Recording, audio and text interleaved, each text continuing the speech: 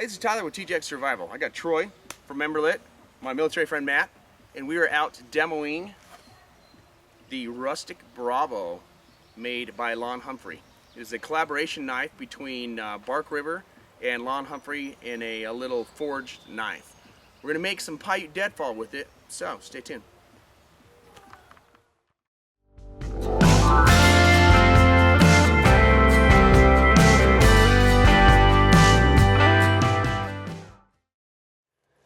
Everyone does the Paiute Dead Fall trap. I see them do it all the time. They usually skip a few steps. They're usually not putting it on a game trail, and they're usually not funneling the animal into the Paiute Dead Fall. So I really want to take a minute and back up and show you where this came from. Now, obviously it came from the Paiute Indians. However, how did we get a hold of it? Because that technology was lost between the transition where the Indians were unfortunately moved to reservations and until the current day. So I want to read you a little passage out of this book. It's Outdoor Survival Skills by Larry Dean Olson. And he basically states, on a Paiute Dead Fall discovery, secret treasures lay hidden in the most unlikely places. In the spiny nests of pack rats are packed closely and tightly in the backs of crevices along cliffs. Many are centuries old, the repositories of debris dating from Aboriginal times. It has been my practice to poke around in these places looking for bits of history and a story or two.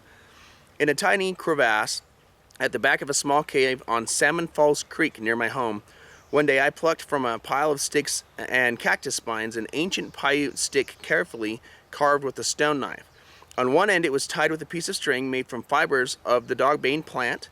At the end of the string was a small stick inserted between two poly fibers held tightly by its natural twists. For me, it was a great find.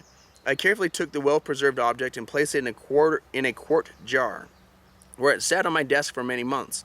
I looked at it and contemplated its use in the life of the person who made it. I thought it must be part of a deadfall trap of some kind, but for the life of me, I could not figure out what. Finally, in order to determine its use, I made a replica of it and began experimenting. It was a frustrating experience to try and create a deadfall when I knew there was parts missing. I cut every length and size of stick I could think of and added them to my tiny deadfall in order to create a trigger mechanism that worked. Instead, I just got bruised fingers when the rock would awkwardly fall from my crude device. Then one day it happened. It took place in my head to begin with and just naturally flowed out to my fingertips. As I whittled a new stick, and it dawned on me that this apparatus was not the trigger, but the support for the trigger. I had read in Julian Stewart's book, Basin Plateau Aboriginal Socio-Political Groups, that the Paiutes were ingenious in the number of traps they had invented, and that some of them were so efficient that they could hold up a 10-pound rock with only a tiny grass stem. Once that memory settled into me, it took only a few moments to figure it out. I had, by myself, reinvented the first hair-triggered deadfall known to man. I named it the Paiute Dead Fall. It was far more sensitive than the standard figure 4 deadfall I had been using, and my trapline catch multiplied accordingly. A few years later, I was able to confirm the accuracy of this reinvention when Margaret Wheat published her book, Survival Arts of the Primitive Paiutes, showing photographs of an old Nevada Paiute man demonstrating a similar device whose construction had been taught to him by his grandfather. It was a thrilling moment. Such a small thing made the difference in the simple process of living off the land. Now, the reason why I wanted to read that and tell you about that story is to show you that it's very important to go as far back to the source as you can when researching this type of information. So I am going to the source, as far as I know it, that brought that information from the past to the current, and showing you the way, based on what I've learned, that it was done through his experiences. All right, stay tuned. All right, so what I've done is we got a big chunk of metal because I can't find a flat rock. Big chunk of metal, but use whatever you can find. Doesn't matter if it's a real rock or not. And what I'm thinking here is that puppy holds up the rock right there. I'm gonna put a little notch. And I haven't quite notched it down yet because I want to make sure everything's the right size for everything before I do it. I might chop this a little bit lower because you don't have to be really high on your Paiute deadfall. A good, whatever angle this is, like that's about the angle of this finger, is about where you want your deadfall. So once I measure it, I might lower this a little bit, and then there's my deadfall right there. So I've got a, let's think here. So the string goes from this part of it around the back of that to here, and it pulls on it, and that pushes here underneath like that. I can do all this. So the only part that's missing is the string, and that's going to push into the bottom. So what's happening is this is pulling itself around the back, because that's pushing itself down, right? And this is pressing into the bottom of that chunk of metal over there. So when that drops, this spins, and this drops, and the whole thing falls and crushes it. All right, I'm just gonna make my notches and get this cut the right size, and we'll go. Now, what I do is you find the rock or stone or whatever you're gonna use first. See how big it is? That'll dictate how big you want your Paiute Deadfall to be.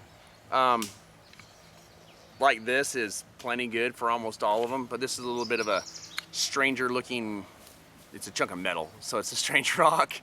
So, and it's really, really heavy, like way heavier than a normal rock would be. So I'm gonna probably lower this down just a little bit, just to compensate for that extra weight. Hopefully it doesn't crush my whole Paiute Deadfall, but we'll see. So in the book he talks about Dogbane, so we're gonna try to use Dogbane to make this Paiute Deadfall.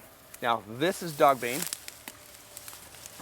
It is very bad for dogs. Don't let your dogs chew on it. It has a milky substance in the inside of it, and it's very stringy. So that's kind of how you identify it. Looks like that, very milky, very stringy. But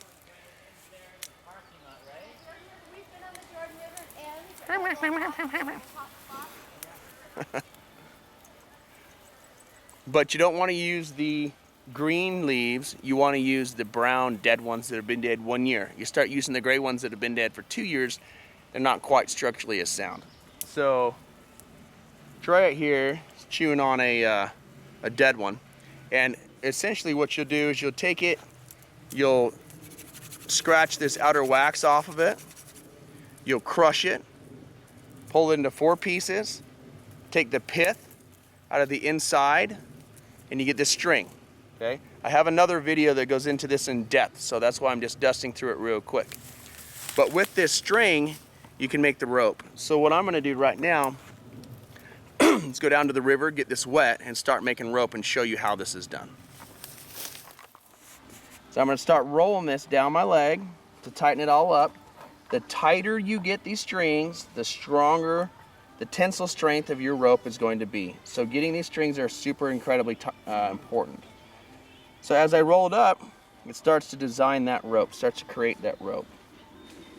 So roll this up some more. People always tie these in knots. The problem with knots is that if you tie a knot, the further past 90 degrees you go, the less tensile strength you have in your rope.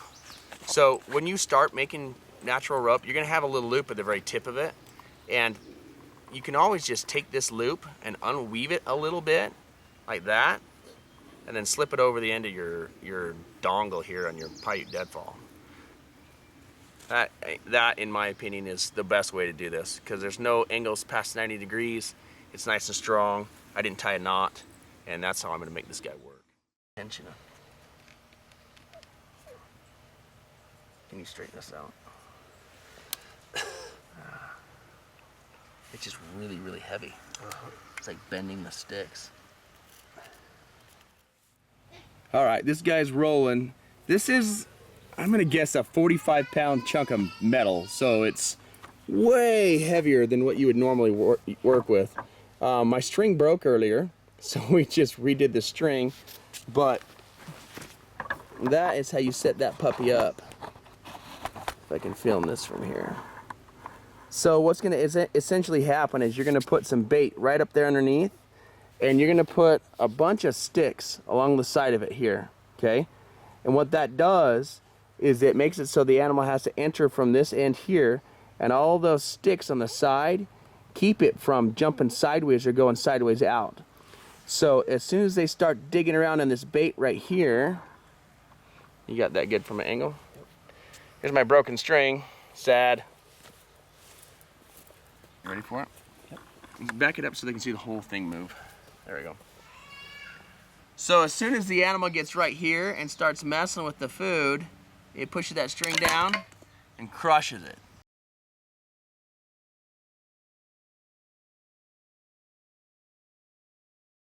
And one of the more important things that people forget to mention is that your bottom right here needs to be on a rock. Because if it's not on a rock, this can actually stop itself here or stop itself here. And that's enough space for a small rabbit or whatever to not be able to get out. All right, so that's how the Paiute Dead Fall works. All right, guys, so I've been out using this for a few days now. This is a brand new knife. They just barely created this. Because it is a collaboration between Bark River and Lon Humphrey, there's just nothing like it. So it's a forged knife made by Lon Humphrey in the Bark River Bravo style. So Matt's got a Bark River Bravo. And how long have you had that? This for 3-4 years. Okay, so and what's your thoughts on the design of a Bravo? I love it. That's my go-to knife. I've owned a lot of different knives, a lot of different brands, and that's the one I always go to because that thing cuts like a laser. Easy to sharpen, low maintenance, just love it. So yeah, and I like to get the opinion of other people that have been using these for a long time, especially when you got a brand new model. I can't use this for a year and get back to you. There won't be any to buy by then. So if we get his thoughts on a Bravo design, and I like the Bravo. I've got a Bravo. I use an Ivory Micarta Bravo with Bark River. I'm sorry, with Blade HQ. A few years ago, we did a bunch of hunting videos with it, and it performed flawlessly. So if you compare these two, the only really micro differences are, this is a forged steel. This one, is this A2? Yeah, that one's A2. So this is A2.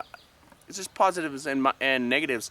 This, it's going to have that forged patina on there, which is nice, which is going to keep the rust away. This A2 is just really hard to rust anyway.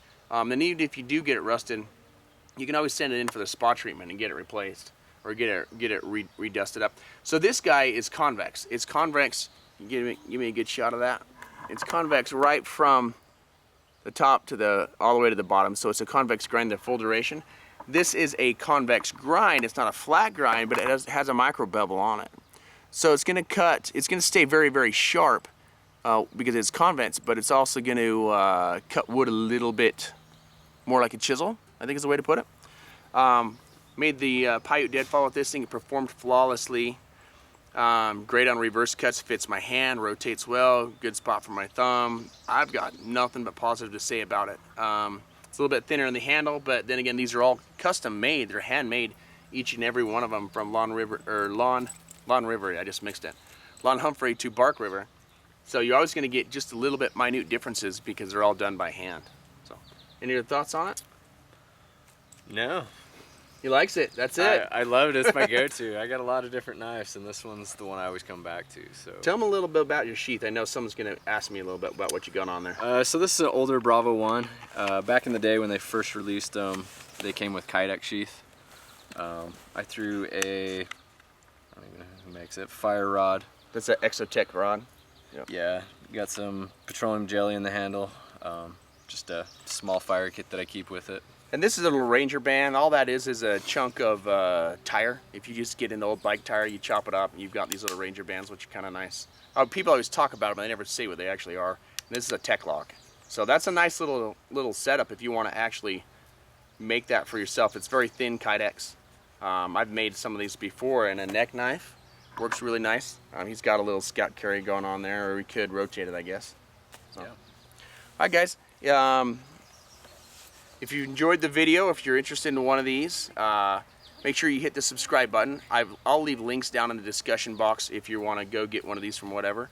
And thank you for watching TJack Survival.